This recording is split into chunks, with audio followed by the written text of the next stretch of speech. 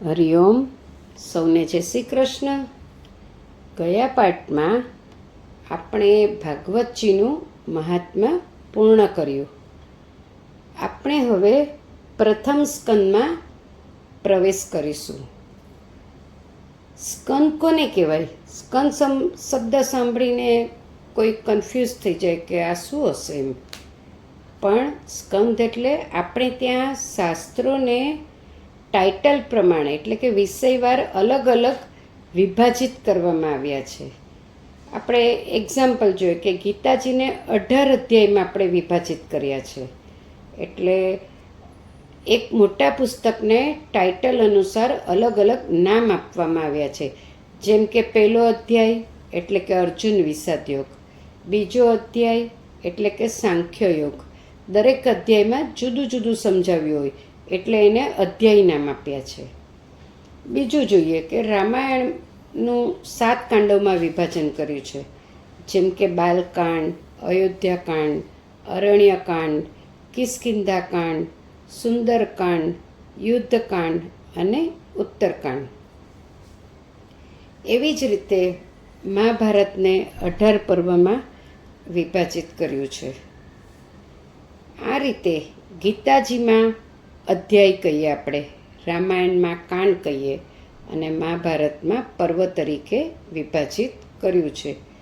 તેવી જ રીતે શ્રીમદ ભાગવતને 12 સ્કંધમાં વિભાજિત કર્યું છે, જે ભગવાનના 12 દિવ્ય અંગો દર્શાવે છે. પહેલો ને બીજો સ્કંદ છે ભગવાનના ચરણ કમલ. ત્રીજો ને ચોથો સ્કંદ છે ભગવાનની જંઘા એટલે કે સાથળ. પાંચમો સ્કંદ છે ભગવાનની નાભી એટલે કે ઉદર. છઠ્ઠો સ્કંદ છે ભગવાનનું વક્ષસ્થળ એટલે કે ચેસ્ટ એટલે કે હૃદય. સાતમો અને આઠમો સ્કંદ છે ભગવાનના 2 હાથ. નવમો સ્કંદ છે ભગવાનનું કંઠ એટલે કે ગળું. 10મો સ્કંદ છે ભગવાનનું મુખારવિંદ અને 11મો સ્કંદ છે ભગવાનનું મસ્તક એટલે કે લલાટ અને 12મો સ્કંદ છે ભગવાનની શિખા એટલે કે મુગુટ. હવે એ સ્કંદો ભગવાન જે કંઈ કરે એ લીલા, એટલે 12 સ્કંદોની 12 લીલા છે. તે 12 લીલા આપણે જોઈ લઈએ. પહેલી આપણે આજે અધિકાર લીલા વિશે ચર્ચા કરીશું. બીજી છે સાધન લીલા, ત્રીજી સર્ગ લીલા, ચોથી વિસર્ગ લીલા, પાંચમી સ્થાન લીલા, છઠ્ઠી પોષણ લીલા, સાતમી ઉતિ લીલા, આઠમી મનવંતર લીલા, નવમી ઈશાનું કથા લીલા, 10મી નિરોધ લીલા, 11મી મુક્તિ લીલા અને 12મી આશ્રય લીલા. આ પ્રમાણે 12 લીલા ભગવાનના 12 અંગો સાથે જોડાયેલી છે. ભગવાન પાસે કંઈ માંગવું નહીં, કારણ માંગશો તો જેટલું માંગશો એટલું જ મળશે.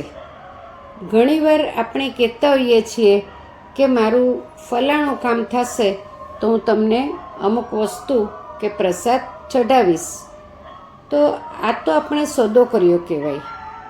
ભગવાન કહે છે કે સારું થયું કે તે મને ગણિત શીખવાડ્યું. હું તો ગણિતમાં ખૂબ જ કાચો છું. હું તો તમને માગ્યું એનાથી વધારે આપવાનો હતો.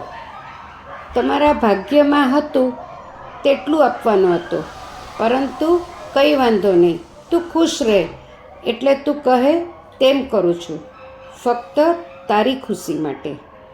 આપણે માંગીશું તો ભગવાન પૈસા આપશે. જે પૈસા ડૉક્ટર, વકીલ, જીમ, હોટલો, પાર્ટીઓમાં વપરાશે. જ્યારે નહીં માંગો તો ભગવાન લક્ષ્મી આપશે. પૈસા ઘણાની પાસે હોય, પરંતુ લક્ષ્મી કોઈક જ પાસે હોય છે. જે સારા કાર્ય કે ધર્મના માર્ગમાં વપરાય તેને આપણે લક્ષ્મી કહીએ છીએ. હવે એક્ઝામ્પલ જોઈએ. આપણે ભગવાન પાસેથી ઘર માંગીશું તો ભગવાન ઈંટની દિવાલોથી બનેલું ઘર આપશે, પરંતુ નહીં માંગીએ તો પ્રભુ મંદિર આપશે. એટલે કે એવું ઘર કે જેમાં સંતો પધારતા હોય, ઉત્સવ થતા હોય, જ્યાં નિત્ય પ્રભુની સેવા થતી હોય, જ્યાં પૂરા પરિવારમાં ભક્તિની સાથે સંસ્કાર હોય, જ્યાં મા બાપ પૂજાતા હોય, એવું ઘર બીજું મંદિર સમાન છે. કવિ દયારામભાઈ કહે છે, હરી પાસે કંઈ ન માંગીએ, માંગીએ પસ્તાવો થાય, ઉદાસી આવે નાથને વ્યાપાર સરીખું ગણાય. એટલે કે માંગવું નહીં, માંગે એ પસ્તાય. માંગનાર આપણને કોઈનેય ગમતા નથી, તો ભગવાનને તો ક્યાંથી ગમે? મંદિરની બહાર જે માગતા હોય છે તે 5-10 રૂપિયા માગતા હોય છે, જ્યારે મંદિરની અંદર જે માગતા હોય એ કેટલા 5 લાખ, 10 લાખ, કરોડ, 5 લાખ, 5 કરોડ, 10 કરોડ એવી મોટી મોટી ડિમાન્ડ કરતા હોય છે. ભગવાન પાસે કામના લઈને ન જાઓ, નિષ્કામ ભક્તિ કરો. કારણ કે તમારા ભાગ્યમાં છે એ ભગવાન તો લેવાના જ નથી, તમને આપવાના જ છે. ભક્તિ કરીને ભગવાન પાસે ભૌતિક ચીજો માંગીને સોદો કરો છો. એના કરતાં લાયક બનો, અધિકારી બનો, યોગ્ય બનો કે ભગવાને સામે ચાલીને આપણને આપવું જ પડે. પ્રથમ સ્કંદની લીલાનું નામ છે અધિકાર લીલા. અધિકાર એટલે યોગ્યતા, પાત્રતા, લાયકાત.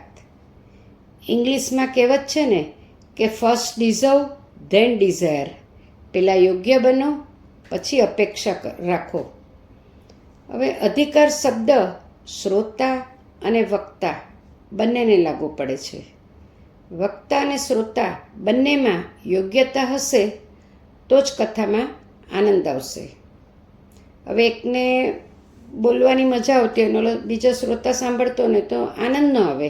બંને બરાબર હોવા જોઈએ. તો શ્રોતા અને વક્તા એમની યોગ્યતા પ્રમાણે 3 પ્રકારના હોય છે: ઉત્તમ શ્રોતા વક્તા, મધ્યમ શ્રોતા વક્તા અને સાધારણ શ્રોતા વક્તા. હવે આપણે ઉત્તમ વક્તા અને શ્રોતા જોઈએ છે. તો ઉત્તમ વક્તા અને શ્રોતા આપણને શ્રી સુખદેવજી અને રાજા પરીક્ષિતમાં દેખાય છે કે આ બંને જણા ઉત્તમ વક્તા અને શ્રોતા છે. કારણ કે શ્રી સુખદેવજી અને રાજા પરીક્ષિત બંને પરમાત્મા પ્રત્યે અનન્ય ભક્તિવાળા અને સંસાર પ્રત્યે વિરક્ત હતા. પરીક્ષિત રાજાએ પત્ની, સંતાન, રાજપાટ, આટલી બધી સંપત્તિ મિનિટોમાં છોડી દીધી. એટલો વૈરાગ્ય એમને આવી ગયો એક અઠવાડિયામાં. બંનેને માતાના ગર્ભમાં પરમાત્માના દર્શન થયા હતા. બંને પરમાત્માના કૃપાપાત્ર થયા હતા. ઉત્તમ વક્તા ભગવત ચરણની પ્રાપ્તિ કરાવે છે અને ઉત્તમ શ્રોતાનું લક્ષ્ય જ ભગવત પ્રાપ્તિ હોય છે. તેથી આ બંનેને આપણે ઉત્તમ વક્તા અને ઉત્તમ શ્રોતા બનવાના અધિકારી કહી શકીએ. આ એક્ઝામ્પલ જોઈએ. એક્ઝામ્પલમાં આ લોકો જ શ્રેષ્ઠ છે, સુખદેવજી અને પરીક્ષિતજી. તો એમનું જ એક્ઝામ્પલ આપણે લઈએ છીએ કે વક્તા સુખદેવજી જેવા અવધૂત હોય અને શ્રોતા પરીક્ષિત જેવા 7 દિવસમાં વિરક્ત થઈ કથા સાંભળી મુક્તિ મેળવી હોય, એ જ ઉત્તમ વક્તા અને શ્રોતા હોય. હવે મધ્યમ પ્રકારના વક્તા અને શ્રોતા જોઈએ. વ્યાસજી અને નારદજી બંને મધ્યમ પ્રકારના વક્તા અને શ્રોતા કહેવાય. વ્યાસજીએ તો આટલું મોટું ભાગવતને આટલા 18 પુરાણ અને બધું લખ્યું છે, તો પણ એમને મધ્યમ પ્રકારના કહેવામાં આવ્યા છે. અને નારદજી પણ આખો દિવસ નારાયણ નારાયણ કરતા 3 લોકોમાં ફરતા હોય, તો પણ આપણે એમને મધ્યમ કીધા છે. તો કેમ મધ્યમ કીધા છે? કારણ કે બંનેમાં જ્ઞાન, તપ અને ભક્તિ જેવા ગુણો હોવા છતાં વ્યાસજીને પુત્રની યાદ સતાવતી હતી અને સાથે સાથે એ ગ્રંથોની રચનામાં પણ વ્યસ્ત રહેતા. એટલે જે એક પ્રકારનું કોન્સન્ટ્રેશન હોવું જોઈએ ને, એવું ને એમ સાથે સાથે ગ્રંથોની રચના પણ કરતા હતા. અને નારદજી ભક્તિદેવીને વચન આપ્યું હતું એટલા માટે એ કથા સાંભળતા. અને 3 લોકોમાં પછી ફરવાની ચંચળતાથી શ્રોતા વક્તાની એ લોકોને અન્યતા ન આવી. હવે ત્રીજા આપણે જોઈએ કે સાધારણ વક્તા અને શ્રોતા. સાધારણ વક્તા શ્રોતામાં સુત પુરાણી અને સૌનકાદી ઋષિ. હવે આ પણ તો કેટલા મહાન ઋષિઓ છે, છતાં પણ એમને આપણે સાધારણ કીધા છે. તો કેમ? કારણ કે સૂત પુરાણી વ્યાવસાયિક રીતે ઉપાર્જન માટે કથા કરતા હતા.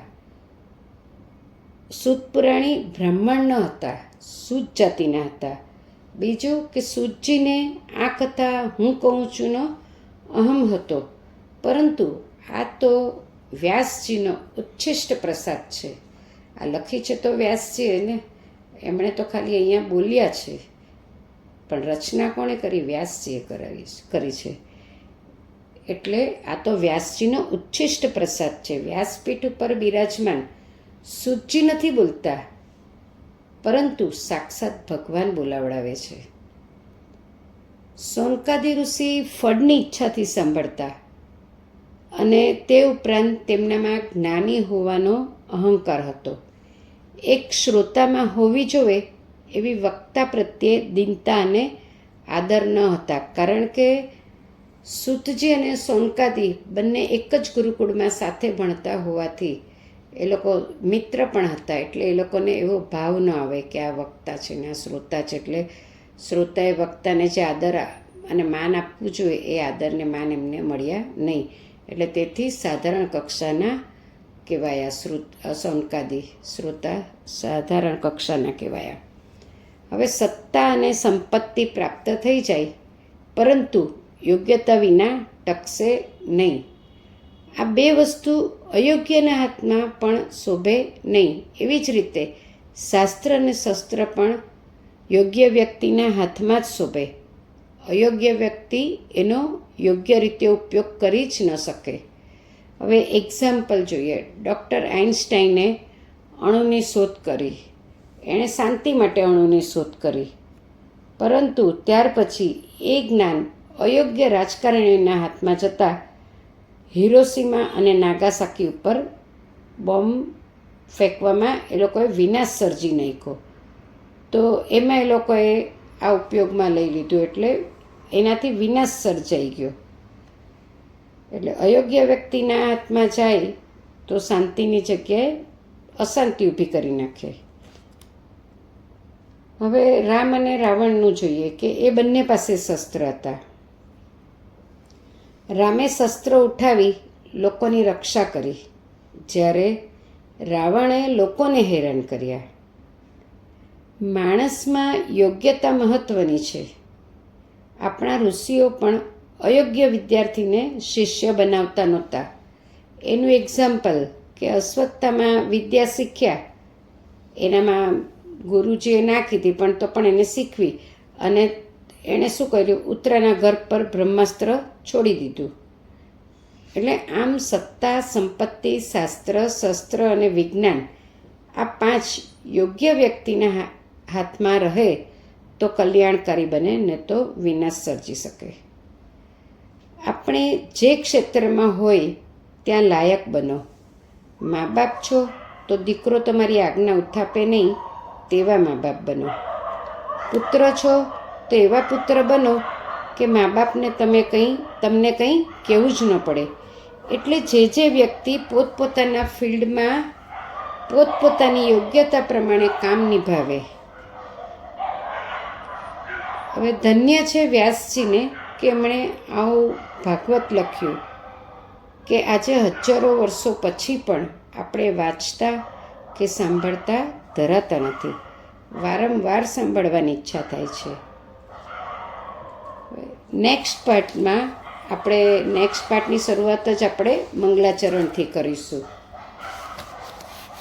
તમને સૌને મારો વિડીયો ગમ્યો હોય તો લાઈક, કમેન્ટ અને સબસ્ક્રાઈબ જરૂરથી કરજો, જેથી આવનારા વિડીયોના નોટિફિકેશન્સ તમને સૌને મળતા રહે. Thank you. સૌને જય શ્રી કૃષ્ણ. ફરી મળીશું નેક્સ્ટ પાર્ટમાં.